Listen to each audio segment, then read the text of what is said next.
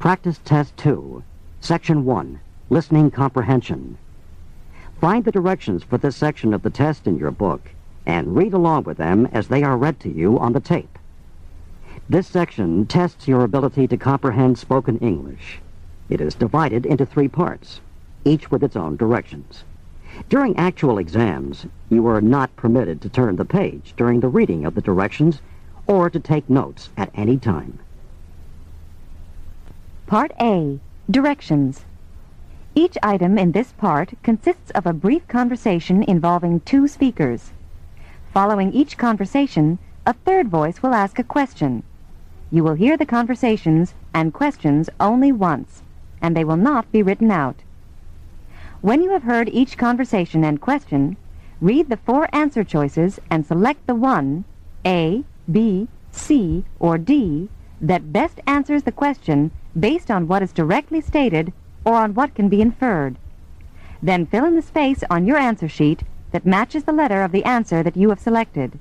Here is an example.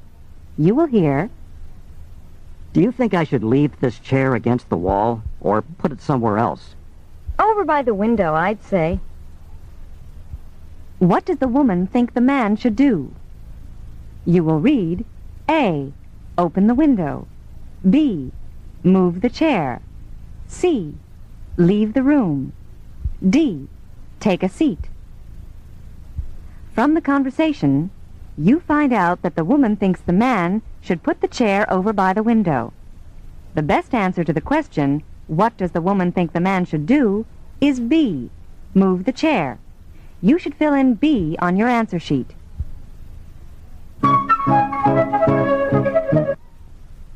Now let's begin with the first conversation. Number 1.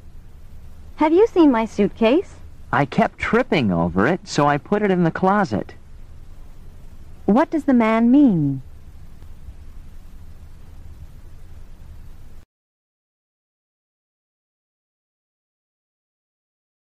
Number 2. That's all you're having for dinner? I had a late lunch. What does the man imply?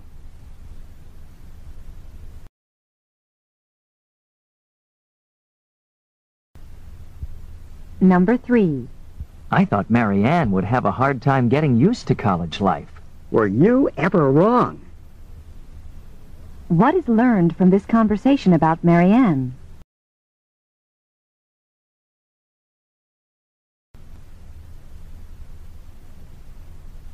Number 4. George, don't feel so bad. It's not your fault your brother failed that class. I don't know. I could have encouraged him to study more. How does George feel?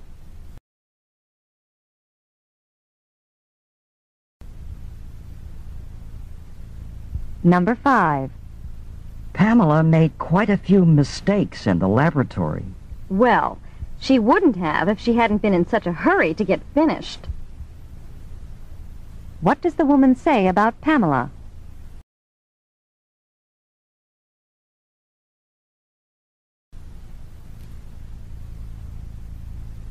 Number 6. Excuse me, I'm trying to get to the courthouse, and I think I'm going the wrong way. Should I have turned left on Monroe Street? No, you're all right. Just keep going straight on 4th Avenue until you get to the post office and turn left there. What is the woman's destination?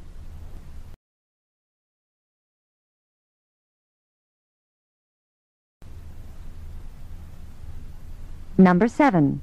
Mitch and Lynn must have a lot in common, since they're both economics majors. Oh, I didn't realize that Mitch was an economics major, too. What does the man imply?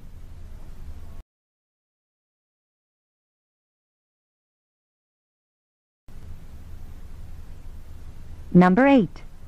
I've got to call Tony right away. Yeah? How come? What does the woman ask the man?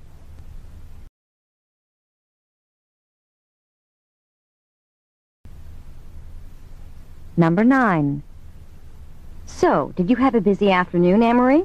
Well, I watered the tomatoes and corn, and I did some weeding. What did Emery do this afternoon?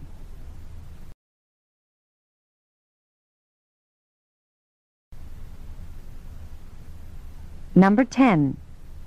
Whom should we ask to introduce the guest speaker? What about Professor Welch? What does the woman imply about Professor Welch?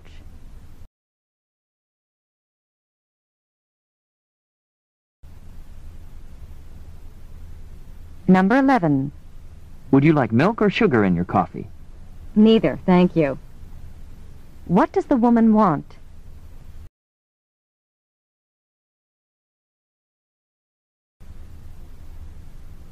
Number 12. Did you find that movie exciting? Exciting, to put it mildly. What does the man say about the movie?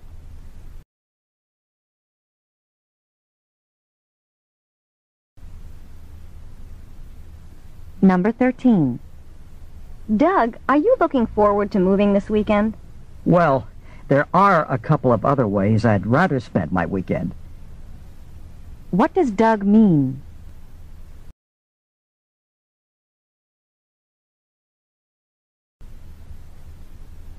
Number 14. I won't be able to come to rehearsal this evening. Arthur can't either. Maybe we should call it off. What does the woman mean?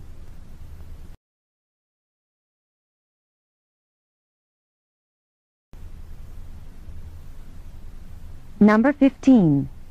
There's plenty of lemonade. Have another glass. Thanks, I believe I will. What will the man probably do?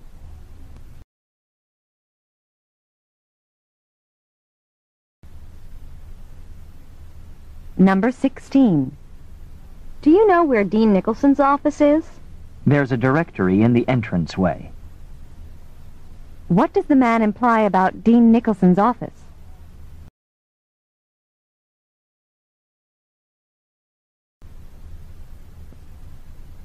Number 17. Hotel rooms along the beach must be very expensive. Not now. During the off-season, they're dirt cheap. What does the man say about the hotel rooms?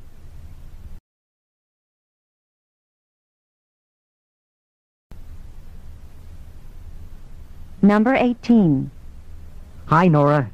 I was just walking over to the cafeteria for lunch. Care to join me? I can't. I've got to go to a meeting. It's in the same building as the cafeteria, though. What will Nora probably do?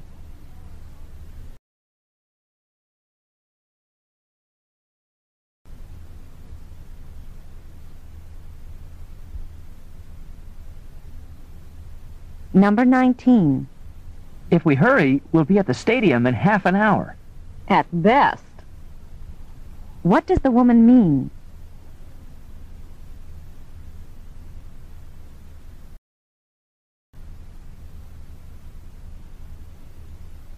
Number 20.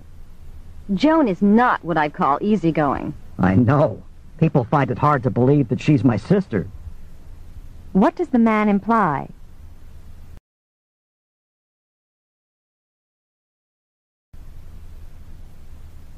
Number 21. That sure is a catchy song. You're telling me. The melody's been running through my head all week. What can be concluded about the song?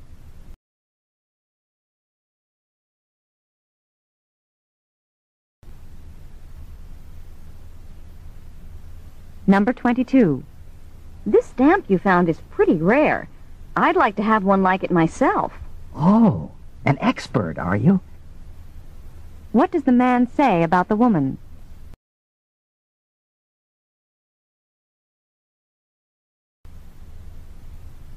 Number 23. This schedule says we have to attend an orientation session before we can register. Look at it again. That's just for new students. What can be inferred about these two speakers?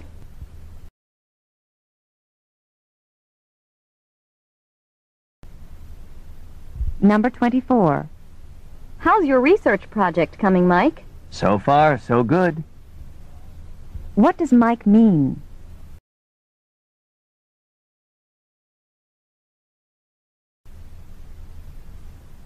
Number 25. I won't be able to take a vacation this summer. I have to work. Guess we're in the same boat. Inferred about the two speakers.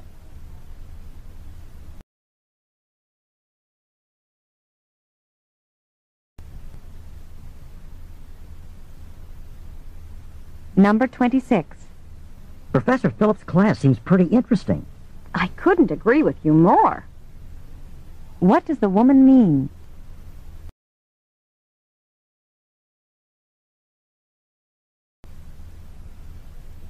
Number 27. Mind if I take your picture? No, not at all. What does the woman mean?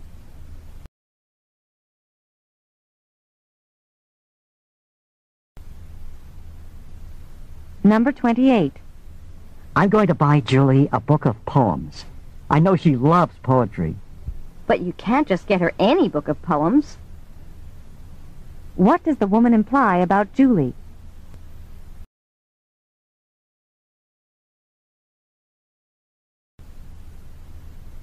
Number 29. We need to discuss our presentation sometime in the next few days. Fine. How about over lunch today? When does the woman want to talk about the presentation?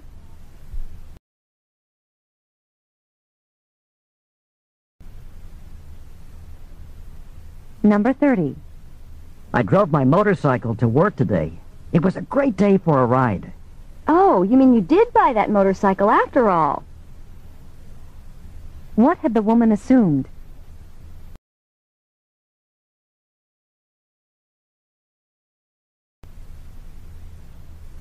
This is the end of Part A. Go on to Part B.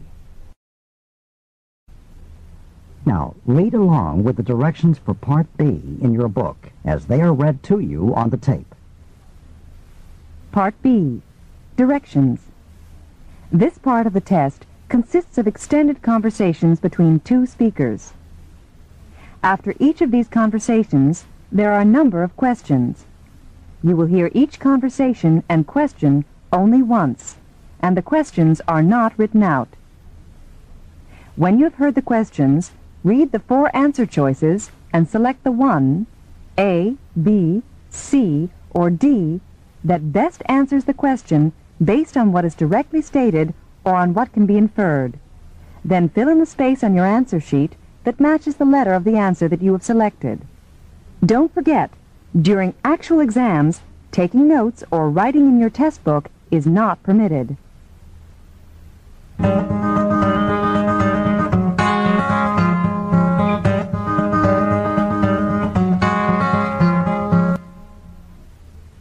Now let's begin Part B with the first conversation.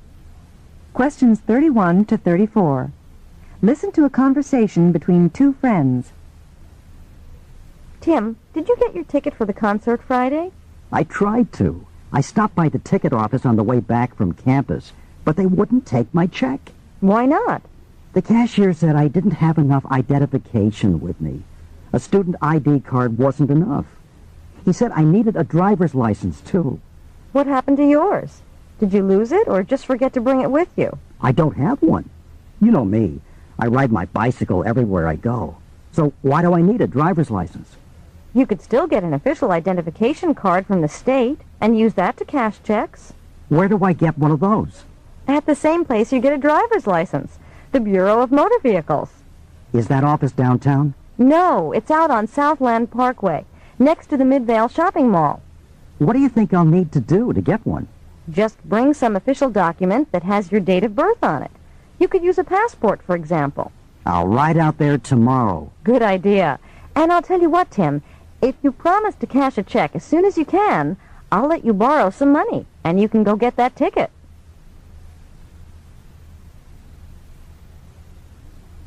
Number 31. According to the conversation, why was Tim unable to buy the ticket?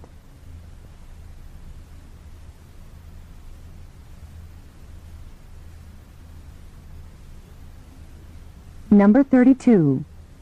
According to the woman, where is the Bureau of Motor Vehicles?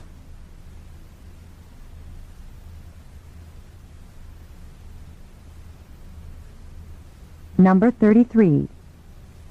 What does the woman suggest Tim bring when he goes to the Bureau of Motor Vehicles?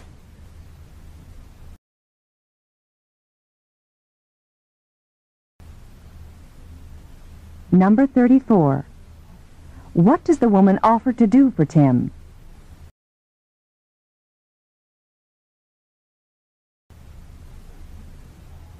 Questions 35 to 38. Listen to a conversation at a student health clinic. The doctor should be able to see you in a few minutes. I just need some information from you first. What seems to be the problem? Well, as you can see, I've got a rash on my hands and arms. I think it might be some kind of allergic reaction. My roommate just got a new cat. Maybe I'm allergic to cats. Usually allergies to animals don't cause rashes on your hands.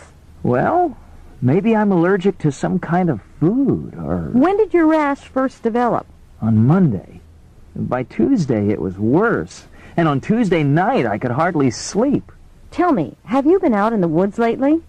Out in the woods? I went hiking Saturday. Why?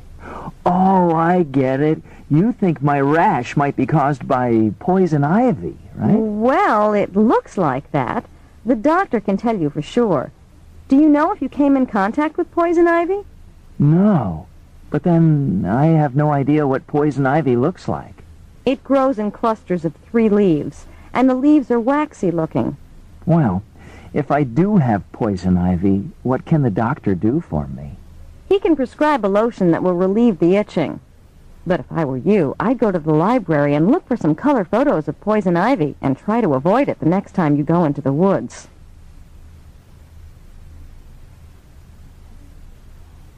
Number 35. What is the probable relationship between the two speakers?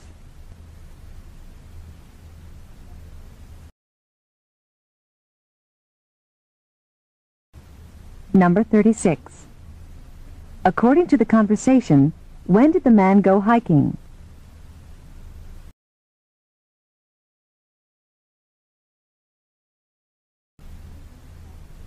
Number 37. What does the woman believe is the probable source of the man's problem?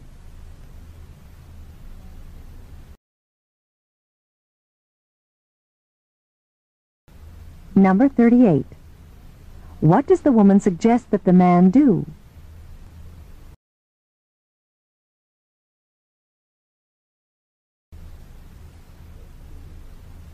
This is the end of Part B. Go on to Part C. Now, read along with the directions for Part C in your book as they are read to you on the tape. Part C. Directions. This part of the test consists of several talks, each given by a single speaker. After each of these talks, there are a number of questions. You will hear each talk and question only once, and the questions are not written out. When you have heard each question, read the 4 answer choices and select the one, A, B, C, or D, that best answers the question based on what is directly stated or on what can be inferred. Then fill in the space on your answer sheet that matches the letter of the answer that you have selected. Here is an example. You will hear, Students, this evening we'll have a chance to observe a phenomenon that we've discussed several times in class. Tonight there will be a lunar eclipse. As we've said, when an eclipse of the moon occurs, the Earth passes between the sun and the moon. Therefore, the shadow of the Earth moves across the surface of the moon and obscures it. Because you won't be looking at the sun, it is not necessary to use the special lenses and filters that you need when observing a solar eclipse. You can observe a lunar eclipse with your unaided eye, or with a telescope, and photograph it with an ordinary camera. So if the weather's not cloudy tonight, go out and take a look at this eclipse of the moon. I'm sure you'll find it interesting.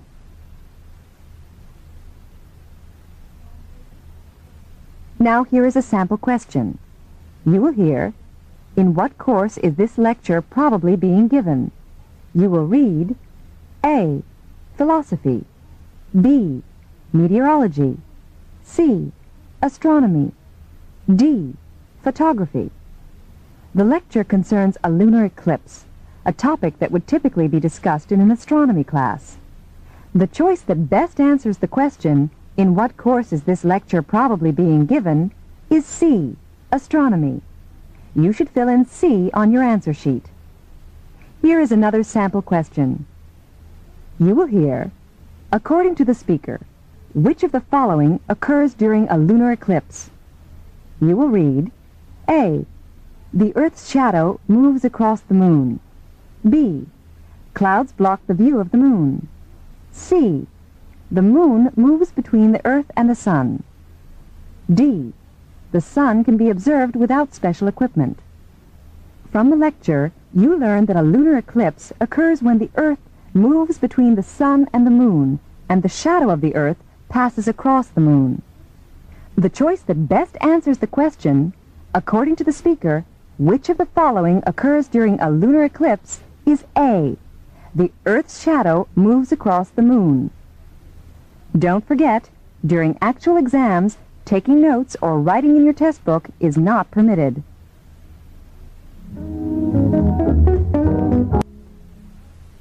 Now let's begin Part C with the first talk. Questions 39 to 41. Listen to a talk given by a tour guide. Welcome back to your Northwest Holidays tour bus. I hope you enjoyed your visit to Redwood National Park. We'll be leaving the park in just a few more minutes and heading for Tall Trees Lodge, where we'll spend the night. I want to tell you a little about tomorrow's destination, Crater Lake National Park. Crater Lake is located in an extinct volcano. A cone-shaped island, Wizard Island, seems to float on its surface. One of the first things you'll notice when we get there is the deep blue color of the water of the lake. The water will be that color whether the sky is clear or cloudy. Once it was thought that the color was due to an unusual mineral content, but chemical analysis showed no such thing. It's now believed that the lake water is so clear and deep that it separates and reflects the blue rays of sunlight and absorbs the other colors. Oh, and here's another interesting fact about Crater Lake. It has neither an outlet nor an inlet, yet it maintains almost exactly the same level of water, with only slight variations from season to season and year to year. Somehow, gains from snow and rain are perfectly balanced by losses from evaporation and seepage. We should be arriving at Crater Lake early tomorrow afternoon. We'll be spending the rest of the day in the park, and then on to our next stop, the city of Portland, Oregon. For now, sit back and relax, and we'll be at our hotel in about 20 minutes.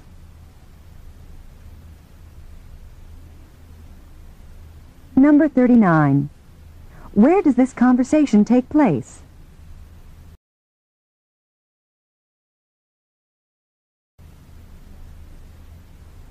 Number 40. According to the speaker, which of the following makes the water of Crater Lake appear to be such an intense shade of blue?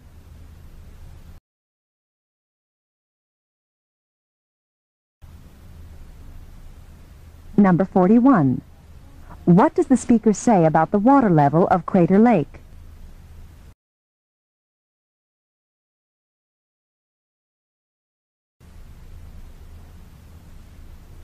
Questions 42 to 46. Listen to a lecture given in a U.S. history course. Good morning, students.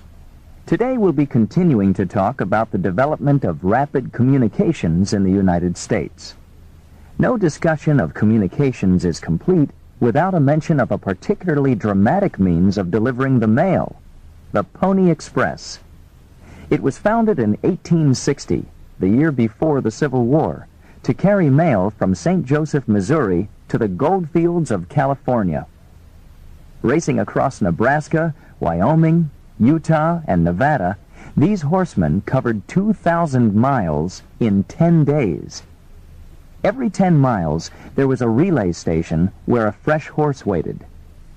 Each man rode a total of 5 relays, that's 50 miles, before he was replaced by a fresh rider. The riders galloped summer and winter, day and night, through rain and wind and snow. Now, let me read to you from a newspaper advertisement that was used to recruit Pony Express riders. Wanted, thin, wiry young fellows, preferably orphans. Can you imagine yourself answering an ad for a job where orphans were preferred? That should give you some idea of the nature of the work. Only 18 months after the Pony Express was founded, The Transcontinental Telegraph was opened and put the company out of business. It had been losing money anyway. In its day, though, it provided an extremely useful service. Any questions before we go on?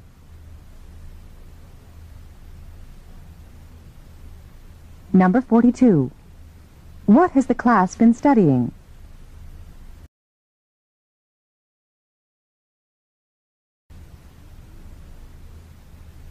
Number 43. According to the speaker, what was the final destination of Pony Express riders?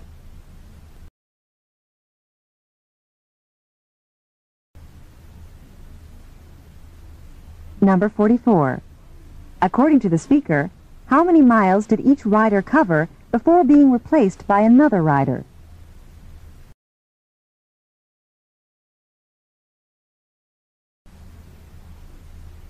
Number 45. The speaker would probably use which of the following words to describe the work of Pony Express riders?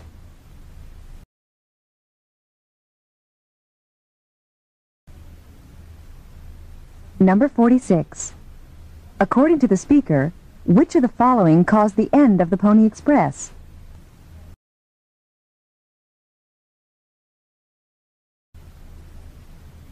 Questions 47 to 50. Listen to a talk given at a meeting of the Drama Club.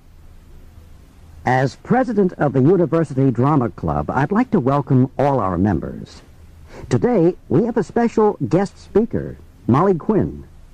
Molly was a member of the Drama Club herself when she was a student here, and she went on to great success. First, she won parts in several New York plays, and then she made guest appearances on a number of television shows. Most recently, she completed work on her first role in a feature movie. She also hopes to start directing soon. She told me that she might try to get a start by directing television commercials. Molly is going to talk to us today about getting into the acting profession. But before we hear from her, I want to remind everyone that next weekend, the drama department is holding tryouts for parts in the play A Doll's House. So mark that on your calendars. Given her own experience, I'm sure Molly would agree that appearing in campus plays is a great way to learn the basics of acting. Now, let's give Molly a big welcome.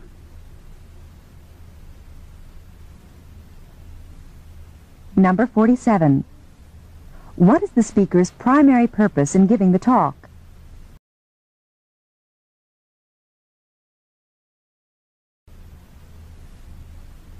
Number 48.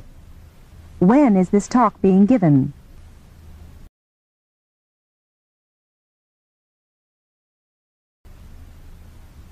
Number 49. According to the speaker, what is Molly Quinn's most recent accomplishment?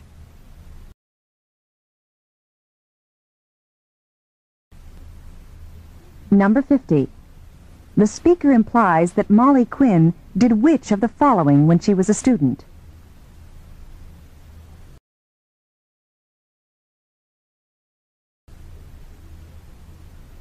This is the end of Section 1, Listening Comprehension.